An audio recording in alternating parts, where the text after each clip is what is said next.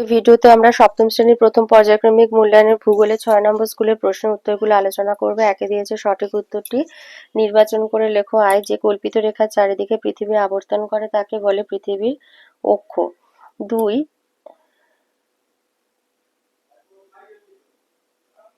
2 বলেছে এশিয়ার একটি উত্তরবাহিনী নদী হলো ওব। 3 হচ্ছে কোন বছরটি অধিবর্ষ 2024।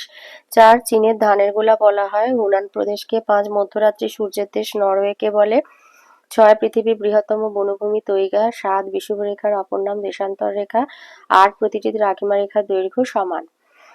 2 আসি। 2 আইতে বলেছে কোন কোন দুটি নদীর মিলিত প্রবাহের নাম সাত-এল আরব। টাইগ্রিস আর ইউফ্রেটিস এই নদী দুটির মিলিত প্রবাহের নাম সাত-এল আরব। 2 দিয়েছে বায়ুর চাপ মাপা হয় কোন এককের সাহায্যে? মিলিবার এককে। 3 দিয়েছে ওপেকের পুরো নাম কি?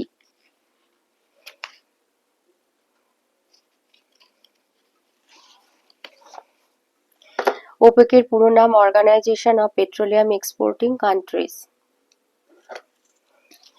4 বলেছে পৃথিবীর বৃহত্তম হ্রদের নাম কি?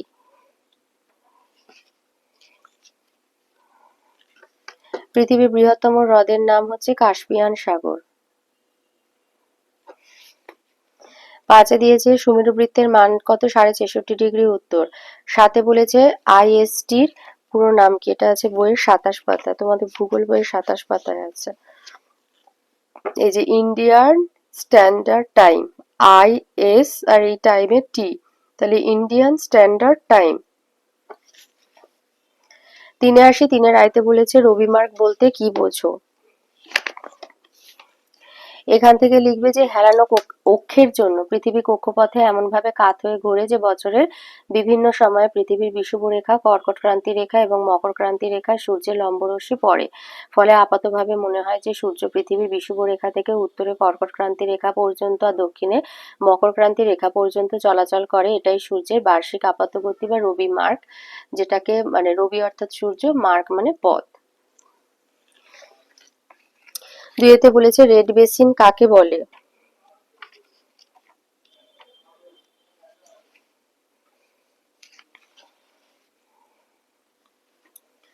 লিখবে ইয়াংসি নদীর উৎস অঞ্চলে 4টি উপনদীর সঞ্চয় কার্যের ফলে সেজুয়ান অববাহিকা তৈরি হয়েছে। এই অববাহিকা একটি লাল রঙের বেলে পাথর দিয়ে তৈরি বলে একে রেড বেসিন বলা হয়ে থাকে। এই রেড বেসিন অববাহিকাটি উৎস থেকে ইচাং পর্যন্ত বিস্তৃত। এখানকার জলবায়ু খুব মনোরম। এই অববাহিকা কৃষি সমৃদ্ধ জনবহুল অঞ্চল। 3 বলেছে ছায়াপথ বলতে কি বোঝো?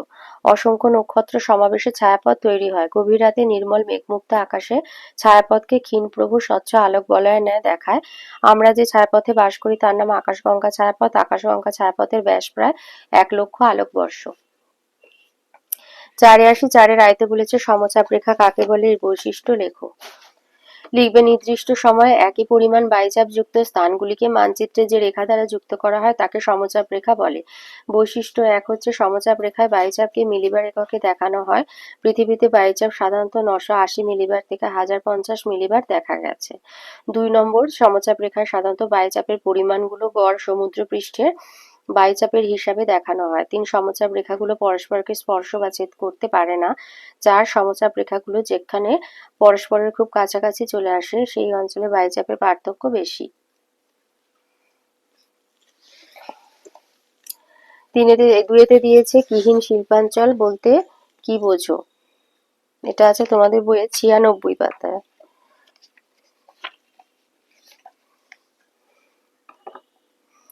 কিহীন শিল্পাঞ্চল লিখবে জাপান তথা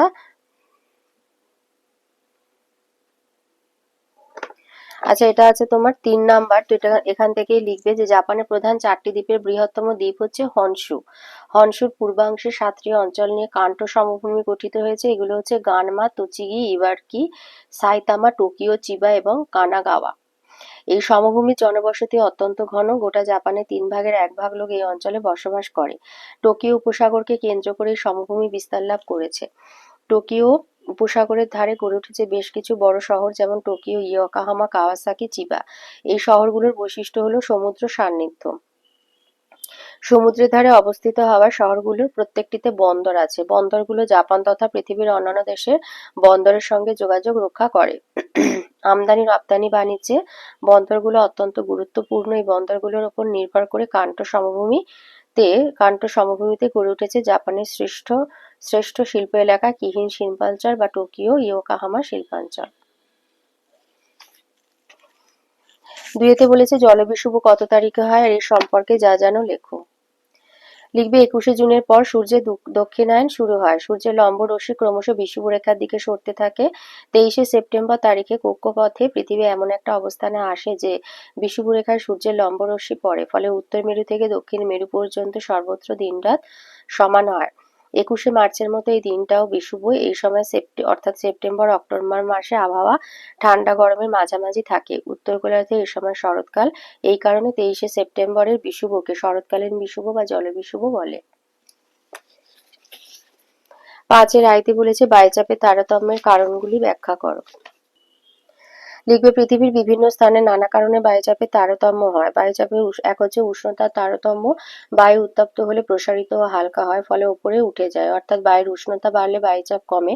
অপরপক্ষে শীতল বায়ু সংকুচিত হয়ে ভারী হয়, এই জন্য বায়ুর উষ্ণতা কমলে বায়ুর চাপ বাড়ে। 2 হচ্ছে বায়ুতে জলীয় বাষ্পের তারতম্য। বায়ুতে জলীয় বাষ্পের পরিমাণ বায়ুচাপ নিয়ন্ত্রণ করে। জলীয় বাষ্প সাধারণ বায়ু অপেক্ষা হালকা বলে বায়ুতে জলীয় বাষ্প বেশি থাকলে বায়ুর চাপ কমে। এই কারণে বর্ষাকালে বায়ুর চাপ কম হয়। 3 হচ্ছে ভূপৃষ্ঠের উচ্চতা। বায়ুমণ্ডলের শতকরা প্রায় 90 ভাগ উপাদানই যেহেতু ভূপৃষ্ঠ থেকে প্রায় 16 কিলোমিটার উচ্চতার মধ্যে অবস্থান করে, তাই ভূপৃষ্ঠ সংলগ্ন অঞ্চলে বায়ুর চাপ বেশি হয়। কিন্তু ভূপৃষ্ঠ থেকে যতই উপরে ওঠা যায় ততই বায়ুর ঘনত্ব কমে, তার চাপ কমে যায়। উদাহরণস্বরূপ প্রতি 274 মিটার উচ্চতায় 34 মিলিবার বায়ুর চাপ কমে যায়। 4 হচ্ছে পৃথিবীর আবর্তন গতি। পৃথিবীর আবর্তন গতির জন্য কোরিওলিস বলের কেন্দ্রমুখী আর বহির্কেন্দ্রমুখী বলের সৃষ্টি হয়। কেন্দ্রমুখী বলের প্রভাবে বায়ু ছিটকে বাইরের দিকে চলে যেতে চায় এবং সেই কারণে বায়ুচাপের তারতম্য হয়। উদাহরণস্বরূপ নিরক্ষীয় অঞ্চলে পৃথিবীর আবর্তন বেগ বেশি বলে এখানে যেমন নিম্নচাপ পরিলক্ষিত হয়, তেমনি উভয় মেরু অঞ্চলে আবর্তন বেগ কম হওয়ায় বায়ুর উচ্চচাপ পরিলক্ষিত হয়। 5 বায়ুমণ্ডলের ঘনত্ব বা গভীরতা। পৃথিবী পৃষ্ঠে যে স্থানে বায়ুমণ্ডলের ঘনত্ব বা গভীরতা বেশি সেখানে বায়ুর চাপ অপেক্ষাকৃত বেশি। অপরদিকে কম ঘনত্ব বা গভীরতাযুক্ত স্থানে বায়ুর চাপ কম হয়। 6 হচ্ছে সমুদ্র ও স্থলভাগের বিন্যাস। পৃথিবী পৃষ্ঠে জলভাগ ও স্থলভাগের বিন্যাস বা বণ্টনের উপর বায়ুর চাপ অনেকটা নির্ভর করে। সমুদ্রের উপর দিয়ে যে বায়ু প্রবাহিত হয় সেই বায়ু সাধারণত আর্দ্র হালকা হয় এবং আর্দ্র বায়ুর চাপ কম থাকে। অন্যদিকে স্থলভাগের উপর দিয়ে যে বায়ু প্রবাহিত হয় তা শুষ্ক ভারী হয়, ফলে তার চাপও অধিক হয়। 7 হচ্ছে অভিকর্ষজ টান। অভিকর্ষজ টানের প্রভাবে চাপের তারতম্য ঘটে। পৃথিবীর যে স্থান কেন্দ্রের যত নিকটবর্তী সেই স্থানে অভিকর্ষজ টানের প্রভাব ততই বেশি। পৃথিবীর অভিগত গোলাকাকৃতি হওয়ায় মেরু অঞ্চলে বায়ুচাপ বেশি আর নিরক্ষীয় অঞ্চলে বায়ুচাপ কম। 2 বলেছে পৃথিবীর বার্ষিক গতি বলতে কি বোঝো আর মুক্তিবেগ কাকে বলে। আচ্ছা, পৃথিবীর বার্ষিক গতি এটা লিখবে যে পৃথিবী নিজ অক্ষের উপর আবর্তন করতে করতে নির্দিষ্ট উপবৃত্তাকার কক্ষপথে পশ্চিম থেকে পূর্ব দিকে অর্থাৎ ঘড়ির কাঁটার বিপরীত দিকে নির্দিষ্ট সময়ে প্রায় 365 দিনে সূর্যের চারিদিকে ঘোরে বা পরিক্রমণ করে। এটাই পৃথিবীর পরিক্রমণ গতি বা বার্ষিক গতি। বার্ষিক গতি বা পরিক্রমণ গতির বেগ সেকেন্ডে প্রায় 30 কিমি। আর মুক্তিবেগ লিখবে যে কোনো বস্তুকে প্রতি সেকেন্ডে 11.2 কিলোমিটার গতিবেগে উপরের দিকে ছুটতে পারলে সেটা নিচের দিকে না পড়ে মহাশূন্যে পৃথিবীর চারিদিকে ঘুরতে থাকবে, একেই বলে মুক্তিবেগ। রকেটের মাধ্যমে কৃত্রিম উপগ্রহ উৎক্ষেপণ করা হয় এই মুক্তিবেগে। 3 বলেছে 4 বছর পর পর ফেব্রুয়ারি মাস 29 দিনে হয় কেন। এটা আছে 7 পাতায়। এইটা লিখবে, এটা 3 নম্বরের আছে। আমাদের ক্যালেন্ডারের 1 বছর মানে 365 দিন আর পৃথিবীর একবার সূর্য পরিক্রমণের সময় অর্থাৎ 1 সৌর বছর 365 দিন 5 ঘন্টা 48 মিনিট 46 সেকেন্ড একই হওয়া উচিত, কিন্তু হিসাবের সুবিধার জন্য 365 দিনে 1 বছর ধরা হয়, ফলে প্রতি বছর 5 ঘন্টা 48 মিনিট 46 সেকেন্ড সময় বাড়তি থেকে যায়। এই বাড়তি সময়ের হিসাব ঠিক রাখার জন্য প্রতি 4 বছর অন্তর একটা পুরো দিন অর্থাৎ 6 ঘন্টা গুণ 4 24 ঘন্টা যোগ করা হয় ক্যালেন্ডারে। ওই একদিন ফেব্রুয়ারি মাসের সঙ্গে যোগ হয়ে মাসটা 29 দিনের আর বছরটা 366 দিনের হয়। তাই 4 বছর পর পর ফেব্রুয়ারি মাস 29 দিনের হয়। এর সাথে দিয়েছে অনুসুর অবস্থান বলতে কি বোঝো, এটা আছে 5 পাতায়। এইটা লিখবে যে ৩রা জানুয়ারি সূর্য থেকে পৃথিবীর দূরত্ব সবচেয়ে কম হয়, প্রায় ১৪,৭০,০০,০০০ কিলোমিটার। একে পৃথিবীর অনসূর অবস্থান বলা হয়।